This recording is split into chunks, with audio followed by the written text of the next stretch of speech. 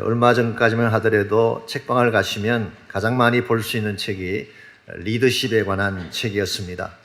종류도 많고 책들의 주제도 다양한데 지금까지 발간된 책에 나오는 이 리더십의 데피니션만 다 모아도 850가지가 넘는다고 합니다.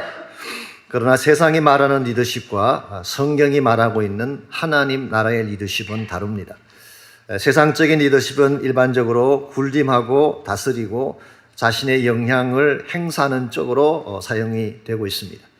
특별히 정치하는 분들이 말하는 지도력이라고 하는 것은 조금 더 관찰하고 체크해 봐야 될 내용들이 참 많습니다.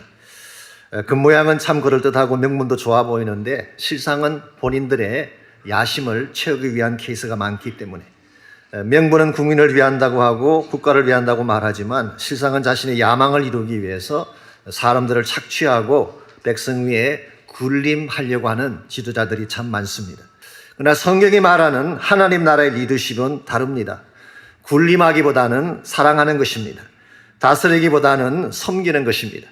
착취하고 이용하기보다는 오히려 자신을 내어주고 희생함으로써 수많은 사람들에게 축복과 희망을 안겨주는 리더십.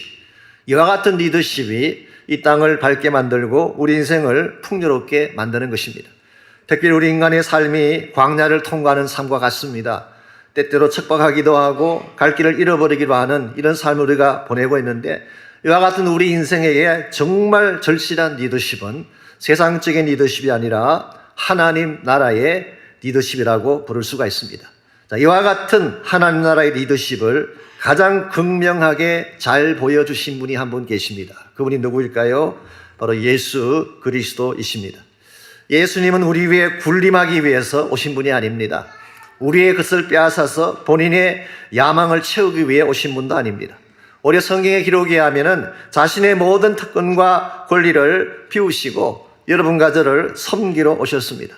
그것도 모자라서 자신에게 있는 생명까지도 남김없이 희생함으로써 우리 모든 인류에게 참된 생명과 축복을 안겨주시기 위해 오신 예수님. 이와 같은 예수님의 지도력을 요한복음 10장 10절은 이렇게 묘사하기도 했습니다. 내가 온 것은 양으로 생명을 얻고 더 풍성히 얻게 하려 함이라. 예수님께서 오신 목적은 They may have life. 그들이 생명을 얻고 have it abundantly. 그것을 얻되 풍성하게 충만하게 얻게 하려 합니다. 이와 같은 차원의 리더십을 우리는 servant leadership, 섬기는 지도력이라고 부르기도 하고 혹은 목자적 리더십, shepherd leadership이라고 부르기도 하는 것입니다. 오늘 우리의 삶이 참으로 풍요롭고 바르게 되려면 예수님께서 보여주신 목자적 리더십을 실천할 수 있어야 됩니다. 이와 같은 리더십이 실천되어지는 곳곳마다 땅이 밝은 지역으로 변화되게 되고 광야길에 굶주리고 지친 영혼들이 새로운 힘을 얻고 살아나게 되는 것입니다. 그러므로 우리가 크리스찬 삶을 살아가는 과정 속에서 어떻게 할 때에 이와 같은 주님께서 보여주신 목자적인 리더십을 실행하고 그 결과 주님이 기뻐하시는 아름다운 복된 열매를 맺으며 살아갈 수가 있을 것인가? 여기에 대한 대답을 오늘 본문의 말씀을 정리하는 가운데에 함께 정리할 수 있게 되기를 바랍니다. 오늘 같이 이 본문은 예수님께서 행하신 네 번째 표적을 다루고 있죠. 여러분이 너무나 잘 아시는 오병이어의 기적을 다루고 있는 말씀입니다. 이 사복음서 모두에 이 기적이 기록이 되어 있습니다. 여러분 아시는 대로 어떤 기적은 공관복음서에 나오기도 하고 어떤 기적은 요한복음에만 나오는데 예컨대 나사로가 죽었다 살아난 기적 같은 것은 공관복음서에는 나오지 않습니다. 요한복음에만 기록된 것입니다. 그런데 이 오병이어의 기적은 유일하게 사복음서 모두가 소개를 하고 있습니다. 그만큼 이 기적은 중요한 기적이고 또 많은 사람들에게 유명하게 잘 알려진 기적이다 그렇게 이야기할 수가 있습니다. 그래서 심지어 주일학교 다니는 어린 학생들도 오병이어의 스토리는 다 알고 있지 않습니까? 오죽하면 신학교에서 설교를 가르치는 분이 웬만하면 오병이어에 대한 설교는 하지 말라고 그렇게 추천할 정도로 너무나 보편적이고 잘 아는 말씀의 내용. 그러나 저는 하지 말라고는 이 본문을 가지고 앞으로 몇 주간 동안 연속으로 설교를 하려고 합니다. 왜냐하면 흔히 생각하는 것보다 훨씬 깊은 내용이 이 기적 속에 담겨져 있기 때문입니다.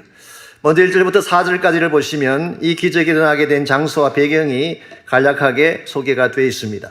그 후에 예수께서 디비라의 갈릴리 바다 건너편으로 가심에 큰 무리가 따르니 이는 병자들에게 행하시는 표적을 보았기 때문이라.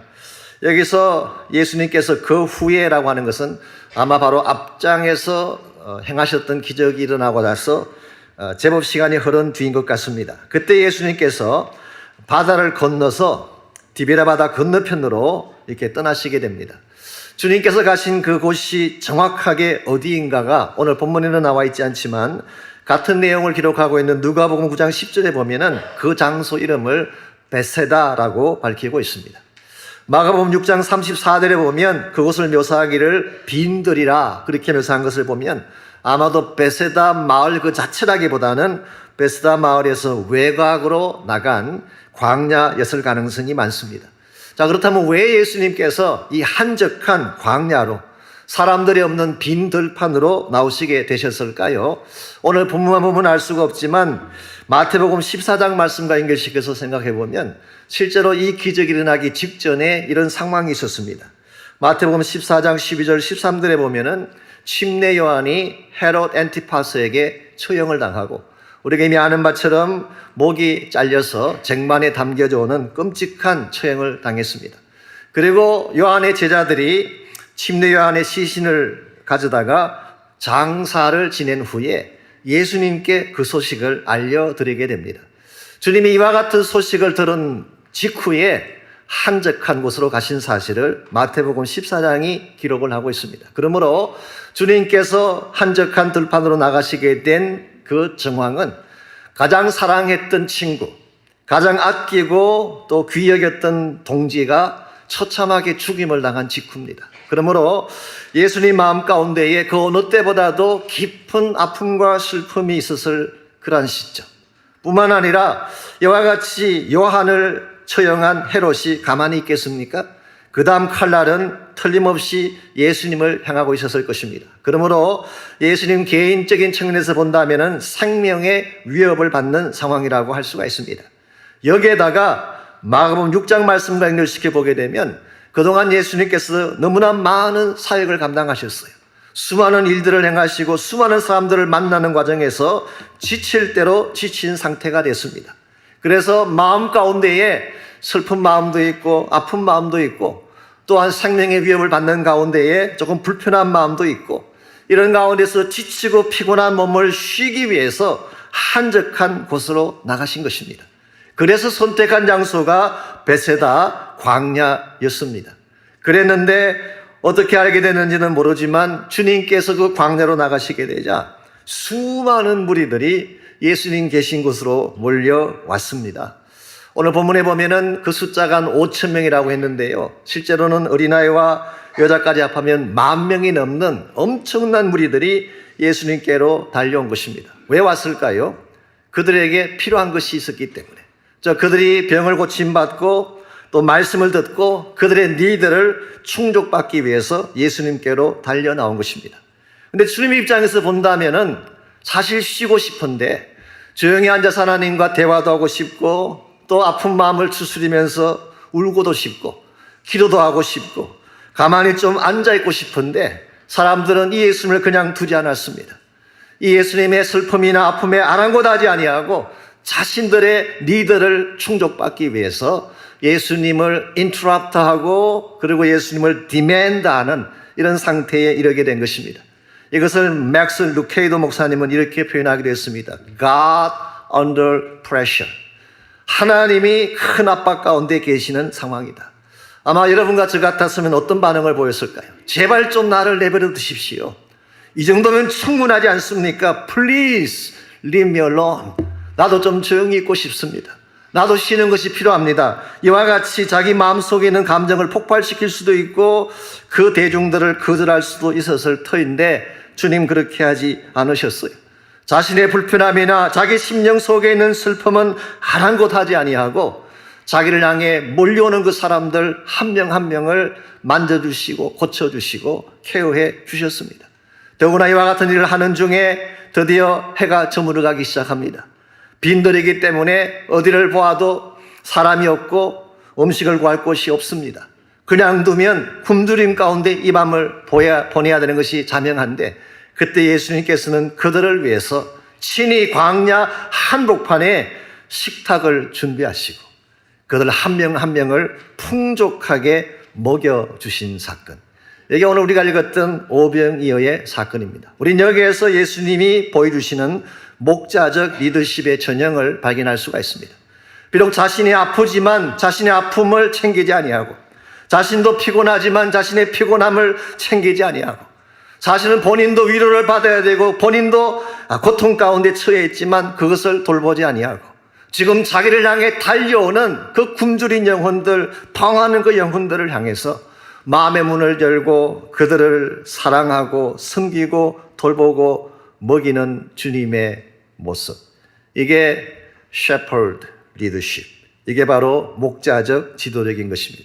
저는 저희 교회가 건강한 교회가 되고 우리 그리스도인 한 분 한 분이 참으로 건강한 삶을 살기를 원한다면 예수님께서 친히 보여주신 목자적 지도력을 잘 이해하고 이것을 실천할 수 있어야 됩니다. 우리가 이와 같은 주님의 목자적 리더십을 잘 이해하고 실천하려면 과연 무엇이 필요할까요?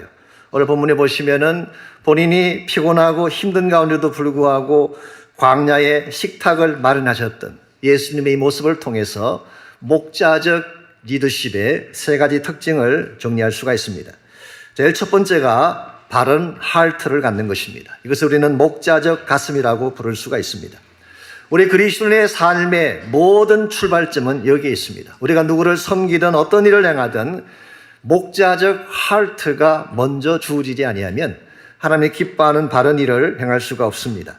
오늘 보면 5절을 보시면은 예수님께서 눈을 들어 큰 무리가 자기에게 오는 것을 보시고 그랬어요.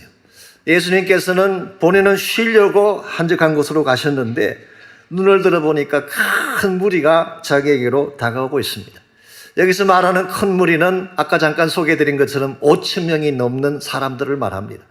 어린아이와 여자까지 합하면 10,000명이 넘는 큰 사람들이 주님 한 분 바라보고 주님께 도움을 청하기 위해서 달려오고 있는 장면. 아마 우리 같았으면 굉장한 부담감을 느꼈을 것입니다. 그리고 이 큰 문제를 어떻게 다루어야 되나? 나에게 달려오는 그 무리들을 보면서 문제의식을 갖고 마음 가운데 볼든을 느꼈을 가능성이 참 많습니다만은 오늘 본문을 보시면 예수님은 그들을 그와 같은 시각으로 보지 않습니다. 어떻게 하면 내가 저들을 도울 수 있을까? 어떻게 하면 사랑으로 섬길 수 있을까? 이런 시각으로 그 무리들을 바라보고 있습니다. 마가복음 6장 34절에 보면 이 사실을 조금 더 분명하게 구체적으로 설명을 해놓고 있습니다. 목자 없는 양 같음으로 인해 그들을 불쌍히 여겼다, 그렇게 기록되어 있어요. 지금 무수히 많은 사람들이 주님께로 다가오는데 예수님은 그들을 바라볼 때에 목자 없이 방황하는 양으로 보였어요. 어디를 가야 될지, 누구를 만나야 될지, 그들이 쓰러졌을 때 도와줄 자도 없는 목자 없이 유리방황하는 그 백성들을 바라보고 마음 가운데 그들을 불쌍히 여기는 심정을 가지셨어요. 여기서 불쌍히 여겼다는 이 표현은 단순히 동정심을 가졌다, 그런 의미보다는 훨씬 더 강한 뜻입니다. 헬라어 원문을 보게 되면 스플랑크 니조마이라는 이 단어가 사용됐는데요. 이 말의 원래 뜻은 내장이 상하고 창자가 끊어지는 아픔을 표현하는 단어라고 합니다. 그래서 많은 영어 번역들이 with compassion 혹은 compassionate heart라고 번역한 이유가 여기에 있습니다. 이 compassion이라는 말은 passion이라는 말이 고통, 고난이라는 뜻이거든요. 아픔이라는 뜻이거든요. 그것을 함께 한다는 의미가 compassion입니다. 누가 고통 가운데 있으면 그 고통을 내가 같이 느끼는 것입니다. 누가 아파하면 같이 우는 것입니다. 이게 compassion이에요. 지금 예수님께서는 그 수많은 무리들을 왜 나를 향해 달려오는 저 무리들이 문제냐라고 생각하지 아니하고 예수님 오히려 그들을 어떻게 도울까? 어떻게 그들의 필요를 채워줄까? 어떻게 사랑하면 저들이 다시 힘나서 일어날 수가 있을까? 이와 같은 심정을 우리는 목자적 심정이라고 부르고, 과거 우리 김동현 목사님께서 평소에 늘 말씀하셨던 목자의 심정이 바로 이 목자적 하트를 말하는 것입니다. 양을 사랑하는 마음, 양을 불쌍히 여기는 마음, 양의 니들을 어떻게 하면 채워줄 수 있을까 안타까워하는 마음. 이것이 없으면 우리가 바른 사역을 할 수가 없고 사람들을 바르게 섬길 수가 없습니다. 이와 같은 목자적인 하트는 그냥 생기지 않습니다. 예수님이 나를 사랑하신 사랑을 알게 될 때 비로소 갖게 되는 마음이 목자적 마음입니다. 이와 같이 우리가 광야의 식탁을 섬기려면 제일 먼저 필요한 것은 사랑의 가슴, 목자적 가슴입니다. 그러나 이것만으로 충분하지 않습니다. 두 번째로 우리가 가져야 될 것이 바른 대책입니다. 정말 그 사랑하는 가슴을 가졌다면 어떻게 이들의 필요를 채워주고 이들을 섬길 수 있을까? 이것이 바로 바른 대책인데 저는 그것을 신앙적 대책이라고 표현하고 싶습니다. 오늘 본문을 보시면은 이 광야의 식탁을 준비하는 과정에서 두 가지 어프로치가 소개되고 있습니다. 첫 번째가 빌립의 대책이었습니다. 5절 하반부를 보실까요? 빌립에게 이르시되 우리가 어디서 떡을 사서 이 사람들을 먹이겠느냐 하시니. 자, 지금 많은 사람들이 몰려오고 있고 해는 저물어 가고 음식 구할 데는 없는데 예수님께서 빌립에게 먼저 질문을 던지십니다. Maybe 예수님이 12제자 가운데 빌립에게 이 질문을 던진 이유는 요한복음 1장 44절에 보면 빌립의 고향이 바로 베스다였습니다. 그러므로 아마 빌립에게 제일 먼저 이 질문을 던진 게 아닌가 생각합니다만은 어디서 떡을 사서 이 사람을 먹이겠느냐. 그때 7절에 보시면은 빌립의 답이 다음과 같습니다. 빌립이 대답하되 각 사람으로 조금씩 받게 할지라도 200데나리온의 떡이 부족합니다. 예수님이 질문하신 것과 빌립이 답변한 것은 앞뒤가 맞지 않습니다. 엇박자를 발견할 수가 있어요. 예수님께서는 어디서 where 이라는 질문을 던지셨는데 빌립은 how much 라고 대답을 하고 있습니다. 예수님께서는 어디 가면 떡을 가져올 수가 있겠느냐, 이 떡을 가져올 리소스에 대해서 질문을 하셨는데 빌립은 주판만 두드리고 계산만 하고 있습니다. 이와 같은 빌립의 자세 속에서 우리는 차갑고 객관적인 합리적인 인간상을 보게 됩니다. 지금 죽어가는 굶주린 그 사람들에 대해서는 아무런 마음의 동료가 없습니다. 책임의식을 갖지 못합니다. 정말 이 빌립이 예수님의 마음을 아는 제자라고 한다면 어떻게 되물으셔야 될까요? 주님, 날은 저물고 빈들인데 오늘 밤 저들을 먹일 양식이 없습니다. 어찌 해야 됩니까? 저들을 먹이긴 먹여야 되는데 우리에겐 돈도 없고 떡도 없습니다. 주님, 어찌 해야 됩니까? 이 문제를 주님께 가져갔었어야 하는 것입니다. 예수님께서 where이라고 물었을 때는 사실은 그 답변을 이미 주신 것입니다. 주님께 가져가서 이 문제를 상의하면 예수님께서 답을 이미 준비하셨다고 허락하실 터인데 빌립은 주님께 나가지 않고 how much, 얼마면 되겠느냐 계산만 하고 있는 빌립의 모습. 우리도 가끔 이와 같은 일들을 행할 때가 있지 않을까요? 저희 교회는 그런 예가 거의 없는데요. 가끔 교회에 이 사역을 하다 보면요, 새로운 일을 시작하려고 할 때 일을 하십시다 그러면은 일반적으로 제일 먼저 묻는 질문이 뭘까요? 목사님 그거 하는데 돈 얼마 듭니까? 물어요. 그래서 돈이 많이 든다 그러면은 하지 말자 그러고 적당하게 들면 하자고 하는. 자, 이와 같은 대화 가운데서는 뭘 발견할 수 있을까요? 교회 사역을 움직이는 키가 하나님이 아니라 버짓이라는 사실을 알게 됩니다. 버짓이 허락하면 하고 버짓이 허락지 않으면 하지 않는. 정말 건강한 그리스도라면 어떤 질문을 던져야 될까요? 목사님, 이것이 하나님이 원하시는 것입니까? 이것이 정말 하나님의 뜻입니까? 이것을 질문하고, 비록 우리에게 가진 돈이 없고 물질이 모자란다고 할지라도 하나님의 뜻이 자명하다면 이것을 합시다라고 하는 것이 믿음의 선택이에요. 오늘 사실 우리가 하나님을 신뢰한다고 고백은 하지만 실제로 어떤 상황 가운데 들어가면 믿음의 방법을 택하지 아니하고 지금도 합리적인 방법, 계산을 통해서 인생을 풀려고 하는 경우가 솔직히 많이 있습니다. 이와 같은 빌립의 어프로치에 반해서 두 번째 어프로치가 안드레의 케이스입니다. 8절과 9절을 보시면 제자 중 하나 곧 시몬 베드로의 형제 안드레가 예수께 여짜오되 여기 한 아이가 있어 보리떡 5개와 물고기 2마리를 가지고 있나이다. 그러나 그것이 많은 사람에게 얼마나 되게 사옵나이까. 이 안드레는 한 어린아이를 예수님께 데리고 왔어요. 이 안드레의 삶의 특징 중에 하나가 주님께 안내하는 일을 많이 했어요. 그가 예수님 처음 만났을 때에 자기 형님 베드로를 예수님께 안내했어요. 베드로를 주님께로 이끈 사람이 안드레였습니다. 요한복음 12장 20절에 보면 헬라인들이 찾아왔을 때 예수님께 안내했던 사람도 안드레였어요. 오늘 본문에 보니까 역시 문제가 생겼을 때 한 어린아이를 예수님께 안내한 인물도 안드레였습니다. 그런데 이 어린아이가 가지고 온 도시락을 보니까 너무나 작고 초라합니다. 보리떡 5개와 물고기 2마리가 들어있는 도시락. 이 공관복음서에서는 이 물고기를 흔히 우리가 쓰는 에크투스라고 하는 헬라 말을 썼습니다. 그것은 그냥 피쉬란 뜻이에요. 그냥 큰 물고기란 뜻입니다. 그런데 사도 요한은 이걸 좀 다른 단어로 바꾸어서 표현을 했어요. 업사리온이라고 하는, 이 업사리아, 물론 복수로 썼습니다만은 업사리온이라는 이 말의 뜻은 작은 절인 고기를 의미하는 것입니다. 우리 시로 표현하자면은 절인 멸치를 생각하시면 돼요. 아주 작은, 아주 짜게 이렇게 절인 멸치 2마리. 그럼 여러분께서 흔히 식당 가셔서 주문하시는 조기 정식 생각하시면 안 돼요. 큰 조기 2마리 나오고 그게 뭐 밥같이 나오는 이 케이스가 아닙니다. 오히려 보리떡 5개를 먹기 위해서 반찬같이 짠 멸치를 뜯어먹는 이런 도시락이 오늘 소년이 가지고 온 도시락이었습니다. 한마디로 가장 서민이 먹는 초라한 도시락. 그런데 이와 같이 정말 작고 보잘것없는 이 도시락이지만 이것을 예수님 손에 올려드렸더니 기적이 일어난 것입니다. 이게 사실은 믿음의 원리입니다. 제가 수학 문제를 하나 내보겠습니다. 5 더하기 2는 얼마일까요? 왜 대답이 없었어요? 어려워요? 고등수학이에요? 7. 5 더하기 2는 7입니다. 근데 5 더하기 2 더하기 예수님은 얼마일까요?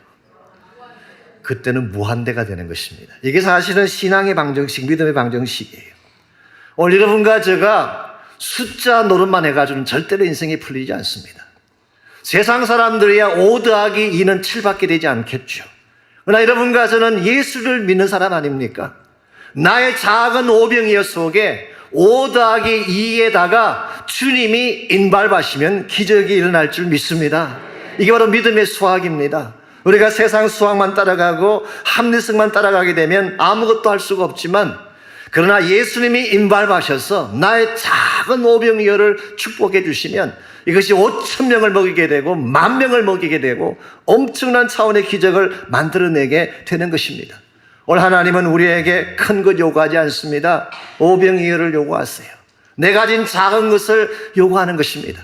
비록 작지만 초라하지만 내가 보기에도 보잘것없는 인생처럼 보이지만 여러분 한 분 한 분이 주님의 손에 들려지기만 하면 기적의 인생이 될 수가 있습니다. 수많은 일들을 감당할 수 있는, 이게 성령이 제시하고 있는 올바른 믿음의 방법이에요. 우리가 이와 같은 믿음의 방법을 우리의 삶 가운데 적용하고 행하기 시작할 때에 비록 나의 삶 자체는 작고 초라할지라도 주님의 큰 비전과 뜻을 위해 쓰임받을 수가 있는 것입니다. 이와 같이 우리가 광야의 식탁을 섬기려면 1차적으로는 주님과 같은 하트를 가져야 됩니다. 사랑의 마음이죠. 2번째는 바른 대책, 믿음의 대책을 가져야 됩니다. 마지막 3번째로 필요한 것이 우리 10절과 11절에 나와 있습니다. 그것은 바로 감사의 기도를 드리는 것입니다. 이 감사의 기도가 기적을 가져오게 하는 큰 창이 됩니다. 10절, 11절 보겠습니다. 예수께서 이르시되 이 사람들로 앉게 하라 하시니 그곳에 잔디가 많은지라 사람들이 앉으니 수가 5,000명쯤 되더라. 예수께서 떡을 가져 축사하신 후에 앉아있는 자들에게 나눠주시고 물고기도 그렇게 그들의 원대로 주시니라. 여기 보면은 예수님께서 11절에 축사하셨다는 표현이 나옵니다. 이 축사하셨다는 표현 자체는 헬라말로 유카리스테오라고 하는, 이 문자대로 그대로 번역을 하면 give thanks, 감사를 드렸다, 그런 뜻입니다. 여기서 나온 유명한 용어가 하나 있습니다. 유카리스트라는 단어가 여기서 나왔어요. 우리 개신교에서는 자주 쓰지 않지만 캐톨릭 교회에서는 이 단어를 자주 쓰죠. Holy Communion, 혹은 로즈 사퍼. 캐톨릭 교회에서 특별히 성만찬 예식 때에 떡을 떼는 그 예식을 유카리스트라고 부릅니다. 오늘 본문에서 픽업한 단어이죠. 앞으로 아마 좀 더 제가 6장 말씀을 공부하는 가운데에 이 대목을 조금 더 자세히 말씀드릴 기회가 올 것입니다만은 어쨌든 마가복음 6장 41절을 보게 되면 예수님께서 그냥 축사하신 것이 아니라 하늘을 우러러 축사하셨다. 그러므로 오늘 여기서 주님이 어린아이가 올린 그 떡을 손에 들고 하나님을 바라보며 감사의 기도를 드린 것입니다. 우리는 이 기도 가운데서 두 가지 사실을 주목할 필요가 있습니다. 첫 번째는 5,000명의 문제를 앞에 놓고 혹은 10,000명의 문제를 앞에 놓고 손에 들고 있는 것은 보리떡 5개와 물고기 2마리밖에 없는데 5,000명의 문제 앞에 보리떡 2개, 물고기 2마리를 들고도 감사하는 기도. 이게 위대한 기도인 것입니다. 우리는 뭘 많이 가져야지 감사하잖아요. 예수님은 지금 처리해야 될 문제는 5,000인데 손에 들린 것은 보리떡 5개와 물고기 2마리밖에 없지만 그럼에도 불구하고 감사했어요. 두 번째 사실은 미리 감사드렸다는 것입니다. 모든 기적을 본 후에 감사한 게 아니에요. 먼저 감사를 드린 후에 떡을 떼어 나눠주니까 기적이 일어났어요. 오늘날 많은 감사의 케이스는 기적을 본 후에 감사합니다. 하나님의 큰 역사를 보았기 때문에 감사하는 것입니다. 그런데 예수님의 경우는 아직 아무 일도 일어나지 않았는데, 아무런 기적도 펼쳐지지 않았는데, 아무런 사건도 벌어지지 않았지만 하나님 자신을 신뢰하기 때문에 먼저 감사한 것. 여러분, 감사도 선불이 있습니다. 여러분 꼭 후불로 감사하시니까 기적을 못 보시면 바쁘시 못하시는데 미리 감사하게 되면 하나님이 더 큰 복을 주시는 줄 압니다. 한 가지만 더 언급하고 말씀 마무리하겠습니다. 12절 말씀 보시면은 이와 같이 예수님께서 원대로 충분하게 다 나눠주신 후에 12절에서 그들이 배부른 후에 예수께서 제자들에게 이르시되 남은 조각을 거두고 버리는 것이 없게 하라. 그렇게 말씀하셨어요. 여러분 생각해 보십시오. 지금 10,000명분의 식사를 했습니다. 그런데 이렇게 많은 양의 식사를 한 후에 남는 것 좀 버리면 안 될까요? 근데 예수님 그거 버리지 말라고 하셨어요. 그걸 다시 다 모았더니 12광주리가 되었어요. 우리는 여기서 한 가지 깨달아야 될 중요한 교훈이 있습니다. 기적은 낭비하면 안 됩니다. 하나님이 나에게 주신 축복은 아무리 부유하더라도 함부로 쓰면 안 돼요.